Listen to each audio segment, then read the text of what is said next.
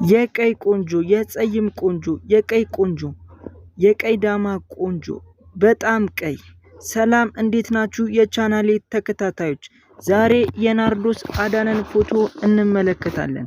በተለያዩ ቪዲዮዎች፣ በተለያዩ ፎቶዎች፣ በተለያዩ ፊልሞች ላይ የምናውቃት እንዲሁም በተለያዩ የዘፈን ክሊፖች ላይም የምናስተውላት ናርዶስ አዳነ ዛሬ የፎቶ ሪቪዋችን ላይ ቀርባለች።